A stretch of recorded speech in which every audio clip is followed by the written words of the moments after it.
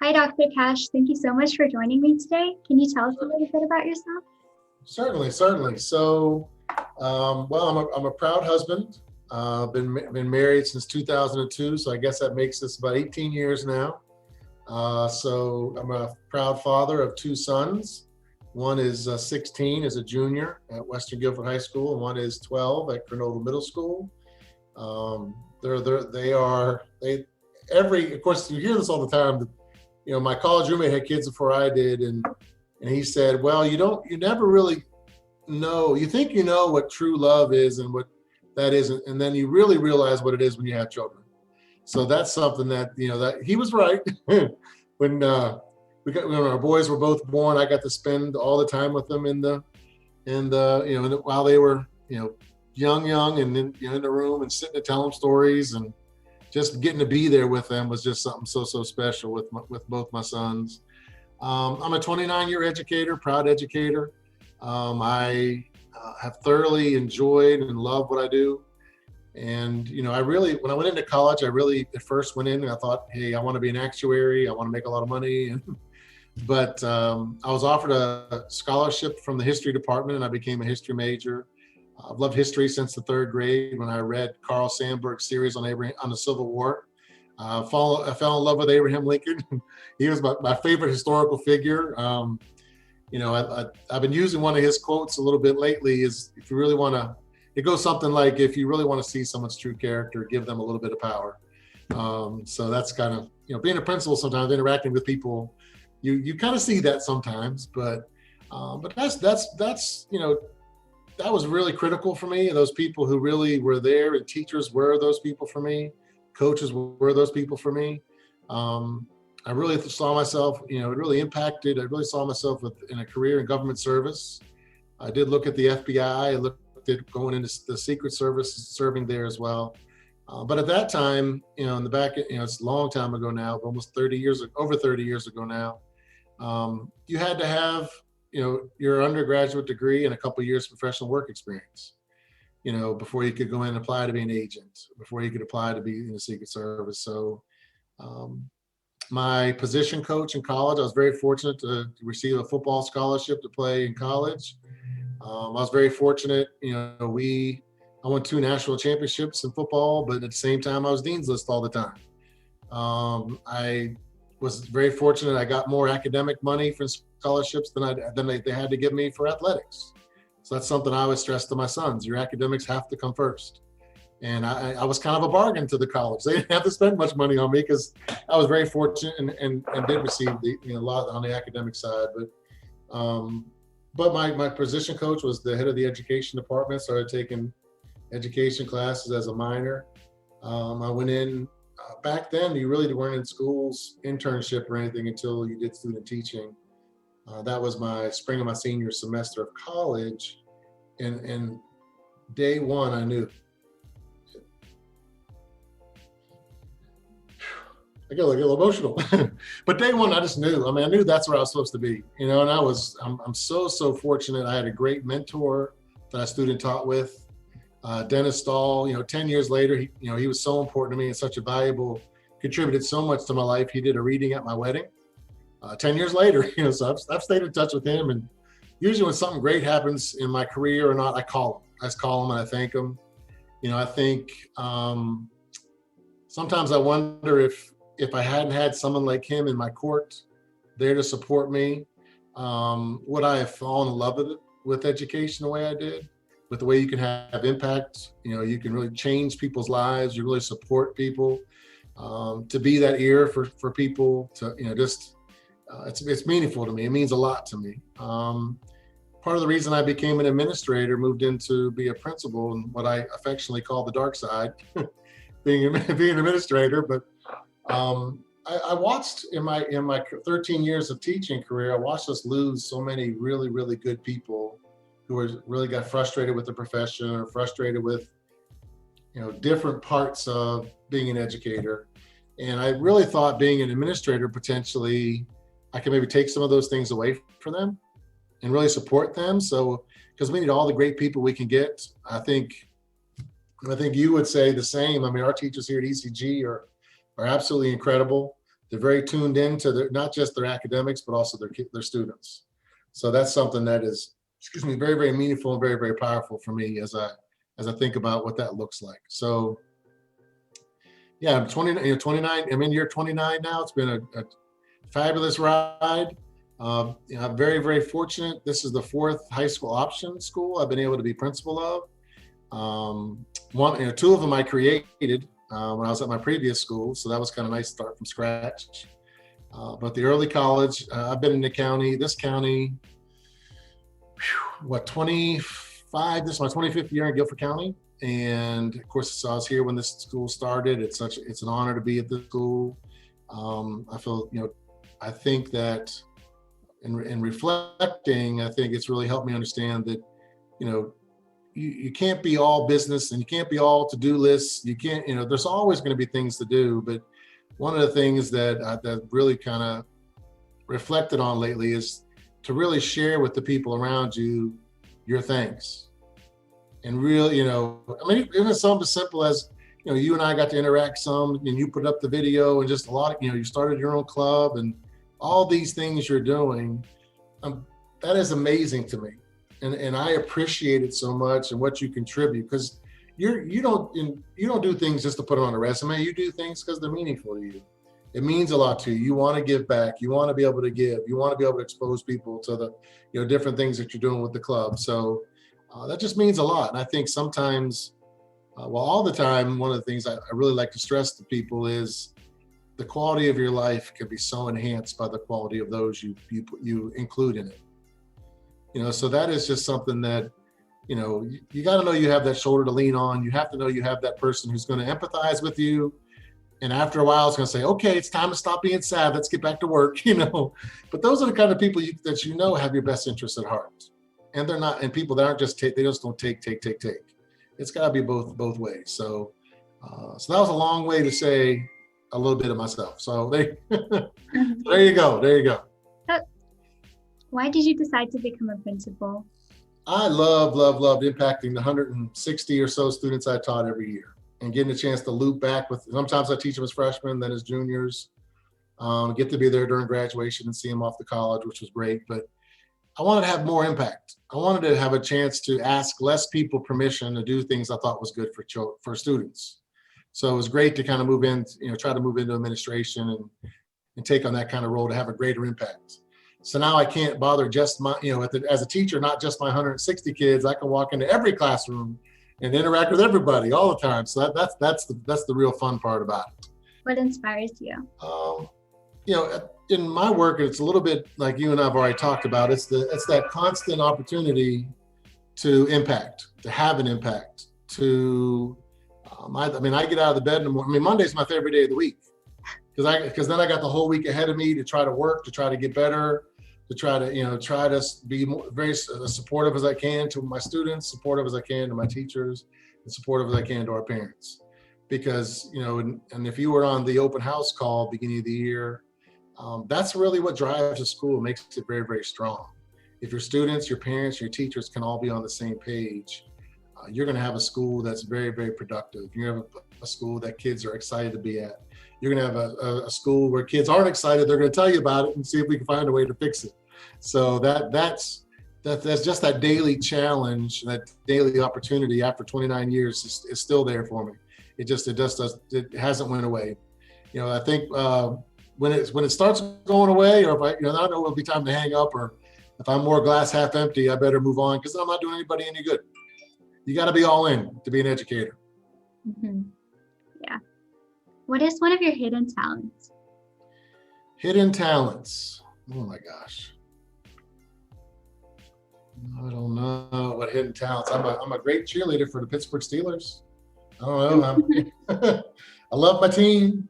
So I don't know. I used to play the baritone. I played the trumpets.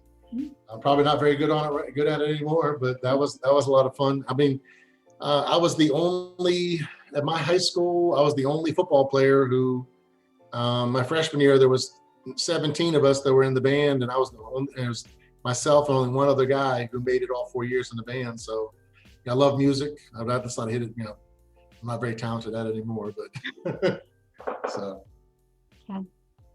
If you didn't become a principal, what would you be? if I became a principal, would I be? If you didn't become a principal. Didn't become a principal, I'd still be in the classroom. You know, I miss teaching every day. You know, it's a different level of relationship as a daily teacher that you have with students than you do as an administrator. I had some opportunities to go teach football at the college level, but I just didn't want that lifestyle. To this coaching staff gets fired, and you move on to another school, another school, another school. I really wanted to be able to kind of create a base and create a home, and that's something I'm hopeful I can do. I can do here now at ECG as well. Make it home. Mm-hmm. In which other teacher's class would you like to enroll even for a day, and why? Well, so far, I think, I've loved going in virtually and seeing all the teachers at ECG. I can tell you that I was joking with our new English teacher, Miss Winduck. I was joking with her students this morning as they came in to take her English 2 EOC. I'm like, man, I said, well, her class is so hard. She never smiles. She's just mean. And they're just all laughing the whole time. I mean, she has such energy, such spark to what she does. Her and Miss Beatty are a dynamic team. Love them. But I got to fall back to, Mr. Johnson. I mean, I'm an old U.S. history teacher. He just, the primary sources that he brings in, the way, just the way he incorporates, that higher thinking skills. I mean, it's just fun. I mean, he just really challenges kids and pushes them to participate in breakout groups, and it's a subject I love. So that's an easy win for me. What is one memory you have from when you were in school or college? School or college? Tons of memories. Well, I think I'll go with college. Very, very fortunate that I met my best friend there. So we played football together when we first got there. I kind of knew him when I was in high school because his older siblings went to the college, and of course they attended the church that I did in our local area. So I always thought they were the Lafco family. They were so pristine and so perfect. But so I knew him a little bit, and we would play against each other in sports a little bit in high school. But we got to know each other a lot. When we went to college, and very, very fortunate that he and his family are still in our lives. My sons call him and his wife Aunt Candy and Uncle Matt, and the goddaughter to godfather to one of his daughters, and just that relationship wise probably is what is a great memory, and it's still part of my life. If you could be anyone for a day, living or deceased, who would you be and why? Well, you've already heard me say that Abraham Lincoln was like the dude to me. That's for sure. I mean, he's a very, very interesting backstory, very interesting story when he came to prominence, and just the struggle, both morally with decisions that he had to reach, balancing it with who he was at his core, and then of course the leadership. I mean, that's a leadership role unparalleled, leading our country during that time period. So I think it would be very, very challenging to walk in those shoes. I think I would love to actually kind of be there and kind of hear that big brain of his, and what were the whys behind what he's thinking, why he did certain things. That would be very, very unique experience, because we don't have any. He didn't write his memoirs when he left the presidency. He didn't have really a time to do that. So that would be really unique. Mm-hmm. What do you work towards in your free time? My free time, there is a nice change from going from a principal of a traditional high school, where I would have at least 3 to 4 nights a week where all year long I had to go to events, whether it was a band concert, orchestra concert, a volleyball game, football game. So a lot of my time was tied up. Now I lived in the community, so my family would come sometimes, but not always. So free time now, I really try to get home and spend as much time with my boys as I can. Being a junior, my son's a year and a half away from going to college, and so it's, I just try to get to all their events and anything they're doing as much as I can, or as much as they'll allow me. What is your dream vacation? I love warmth. I love the beach. I love the ocean. I love the Caribbean, which is phenomenal. But I think at some point, I definitely want to go to the Far East. And at some point, I would like to go through more Europe, through World War II was the time in history that I studied the most intensely. Somewhere between them and the Roman Empire, somewhere there to be able to go and visit some of those sites. Okay. What can you cook to perfection? I can grill. I'm not the best cook in the world, but I definitely can grill a cheeseburger. I can grill a steak. I can grill some chicken. I'm working on salmon, but I'm not perfect at it yet, but I'm getting there. You know what's funny? I think Coach said like the exact same thing. Oh, really? Same exact thing. That is hilarious. I love it. If you could grow up in any decade, which would you choose? 1950s. Just the boom of America at that time, coming out of World War II, coming out of all that strife from the Great Depression and whatnot. Just, I think that would have been neat. Of course, the dance steps were much easier then. Now, all this freestyle dancing, I don't know. My wife's a great dancer. I'm not a very good dancer, but definitely not my hidden superpower is not dancing. But maybe I'll do that. Maybe that'll be my superpower, be able to dance a lot better. But actually, I like the embarrassing teaching moment question. So you mind if I throw in a quick story on that one? Yeah. Okay. So, speaking in front of large groups, because when I was in high school, you had to take speech class, then learn how to be a public speaker.